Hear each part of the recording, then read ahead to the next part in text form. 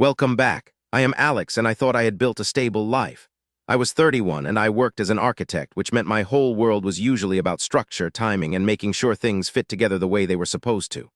I am the kind of person who labels boxes, checks the locks twice, and notices when a picture frame is crooked. Some people find that exhausting. I find it calming. My girlfriend, Karen, was the opposite. She was 28, worked part-time as a stylist, and lived with a kind of energy that made every room feel louder the second she walked into it. I used to think that balance was the reason we worked so well. We had been together for 2 years. For the last 8 months, we had lived together in my apartment, which I had leased in my own name before she moved in. I paid about 70% of the rent and all the utilities, mostly because I could and because I wanted her to feel comfortable. I had no problem carrying more of the weight. I liked taking care of things. I liked knowing the lights would turn on, the bills would get paid, and the place would still feel like home at the end of a long day. And my apartment really did feel like home. I had spent a long time making it that way. I had just finished installing a custom smart home system I called Aura, and I was absurdly proud of it. It controlled the lights, the music, the digital art displays in the living room, and a lot of the little details that made the apartment feel warm and polished. I had spent weeks setting it all up. I had built playlists for different parts of the evening, adjusted the lighting zones, and made sure everything would flow smoothly if I ever hosted a real party. I had even spent about $1,200 on catering, and another $800 on a bar cart full of good tequila, whiskey, and gin. I was ready for the kind of night where everything just worked. Karen loved all of it. She called Aura our ultimate party trick. She loved showing people the apartment, loved the way the lights shifted, loved the way the music seemed to know the mood before anyone said a word. So when I decided to throw a spring party, I thought she would be excited. I thought we would be on the same page. I thought it would be one of those nights where our friends came over, laughed too loud, stayed too late, and left talking about how good our place felt. That was the baseline. That was my life before everything cracked open. And honestly, I thought everything was fine. I really did. Looking back now, I should have paid more attention to the little things. Karen had always been a little loose with boundaries, but I told myself that was just part of her charm. She was social in a way I was not. She stayed in touch with people after breakups. She believed in being friendly with exes. She thought jealousy was immature, and she said that with the kind of confidence that made you feel silly for even having a concern. I usually let things slide because I did not want to become the kind of man who policed every friendship. I wanted to be secure. I wanted to be the calm one. Her ex, Julian, was the one exception I never fully trusted. He was 29, and Karen had described their breakup as soul-crushing more than once. She said it was complicated. She said he had hurt her. She said she was over it, but his name still came up too often for my comfort. Sometimes it was a story about something he used to say. Sometimes it was a memory she laughed about a little too easily. Sometimes it was just a casual mention, like he still occupied a corner of her mind she had not fully cleared out. I told myself that did not necessarily mean anything. People have histories, people have baggage, but looking back now, I should have seen the shape of the problem before it stood up in front of me. The apartment itself made me feel even more confident that I had things under control. I had designed the layout the way I wanted. The lease was in my name. The server for Aura sat in the hall closet like a tiny private command center. It was not some off-the-shelf gadget setup. It was a dedicated system I had built and customized myself. I knew how every script worked. I knew how every zone behaved. I knew exactly what would happen if I tapped the right command. That detail matters. Remember it. Karen moved in after we had already been together for a while, and at first it felt easy. She brought warmth into the place. She made it feel lived in. She left shoes by the door, makeup on the counter, and half-finished drinks on the coffee table, and somehow that all felt normal because it was her. I did not mind the mess as much as I thought I would. She made me laugh. She was affectionate. She had a way of touching my arm when she talked that made me feel chosen. I think I confused that feeling with trust. There were warning signs, of course. There always are. She sometimes acted like the apartment was equally hers in ways that made me pause. She would make decisions without checking with me first, then act surprised if I objected. She had a habit of framing my discomfort as insecurity. If I asked a question, she heard an accusation. If I set a boundary, she heard a challenge. I kept trying to translate my needs into softer language, as if the right tone would make the issue disappear. But at the time, I had no idea how much that pattern would matter later. When I started planning the party, I was genuinely excited. I wanted it to be a statement, not in some arrogant way, but in the sense that I had finally created a space that reflected the life I had built. I invited friends from work, some old college friends, and a few neighbors I actually liked. I wanted the apartment to feel alive. I wanted Karen to feel proud of it too. She helped with little things, or at least she said she did. She picked out a few decorations, suggested a playlist or two, and talked about the guest list like she was invested. I took that as a good sign. Then 3 days before the party, she dropped the bomb. She had been quiet all day, which in itself made me uneasy. Karen was usually expressive, even when she was tired. That afternoon, she barely looked at me. I was standing in the kitchen when she finally said, almost casually, that Julian was in town. My stomach sank before she even finished the sentence. I remember the exact feeling. It was like stepping onto a floorboard that gave way a little under my weight. She told me she had run into him and invited him to the party on Friday. I just stared at her. I asked if she was serious. I asked why she would invite her ex to our housewarming-style party without even mentioning it first. She rolled her eyes and told me not to be like that. She said it was not a big deal. She said they were friends. She said they were mature adults. She said he wanted to see the new place and it would be weird not to invite him. I told her I was not comfortable with it. I said this was supposed to be our party for our friends, not a reunion with her ex. I tried to keep my voice even, but I could feel the tension in my chest building fast. I was not trying to control her. I was trying to understand why she had made a decision that affected both of us without asking me. She did not care about the distinction. She crossed her arms and told me he was coming because she had already told him he could. Then she told me to uninvite him if I had a problem. That was when I realized she was not asking. She was informing me. I said I was not going to be immature just because she was feeling defensive. She snapped back that I was being paranoid and weird, and that if I kept acting that way, it made her think we had a problem. Then she said the line that changed everything. Just be cool about it. Seriously, if you are going to be paranoid and weird, it just makes me think we have a problem. Be cool or it is over. I remember the silence after that. It was not dramatic. It was worse than dramatic. It was flat, final. She was not nervous. She was not uncertain. She was testing me. She wanted to see if I would swallow my discomfort and smile for her convenience. She wanted to know if I would accept being disrespected in my own home so she would not have to feel awkward for one evening. I looked at her, and something in me went very still. I had spent years trying to be the reasonable one, the dependable one, the man who did not make scenes. But in that moment, I understood that if I gave in, I would be teaching her that my boundaries were optional. I would be teaching her that she could threaten the relationship whenever she wanted a particular outcome. And I could feel, in a way I cannot fully explain, that this was not really about Julian. It was about whether I would accept the frame she had put around the situation. Looking back now, I should have seen it coming, so I said very quietly that she was right. Her face softened immediately. She thought she had won. She gave me this small, smug smile, like everything had gone exactly how she expected. Then I said it again carefully. I told her I would be very cool. She had no idea what I meant. The next 3 days were strange. I acted normal. I went to work. I answered her texts. I helped with the final party details. I even smiled when she asked if I was okay. I was not okay, but I was calm in a way that felt almost eerie to me. It was not that I stopped caring. It was that I stopped arguing with reality. She had shown me exactly how she handled conflict.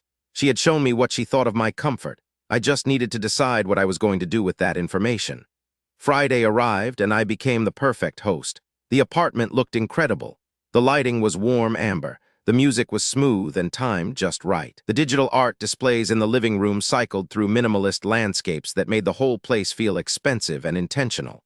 The catering was a hit. My friends Ben and Will arrived first, then coworkers from the firm, then a few more people I knew through Karen. I made drinks. I laughed. I moved through the room like nothing was wrong. Karen was in her element too, wearing a red dress and floating from group to group with the kind of confidence that made people pay attention to her.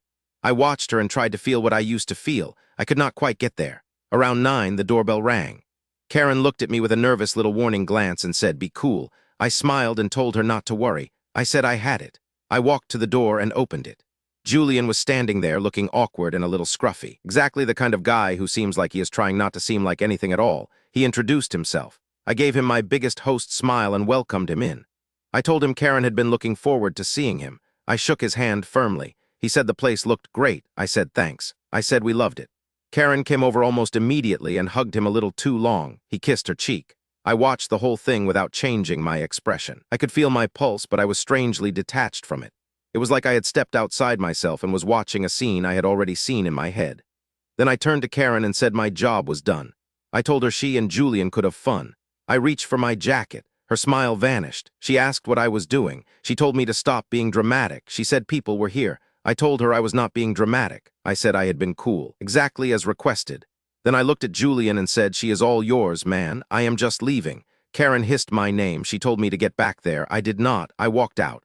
Ben saw the whole thing and came after me. He asked what the hell I was doing. I told him it was over.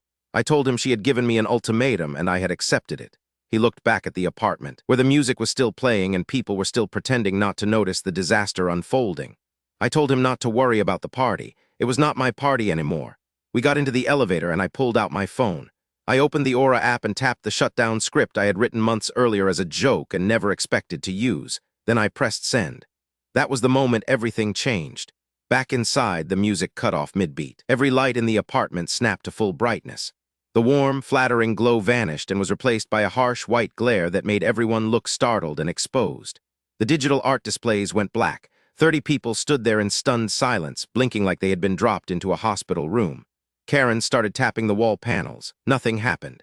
Ben later told me Julian looked around and said very softly that this was weird. My co-workers, who had already been looking for a graceful exit, immediately started making excuses. One said he had an early morning. Another said his cat was sick. People began leaving in waves. The whole mood collapsed so fast it almost felt physical. By the time we reached the lobby, the party was over. My phone started buzzing before the elevator doors even closed. Karen, then Karen again. Then a string of texts that got angrier with each one. She told me to turn it back on. She called me childish. She said I had ruined everything.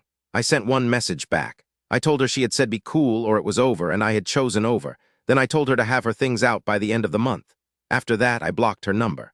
I went out for whiskey with Ben and Will, and for the first time all week, I exhaled.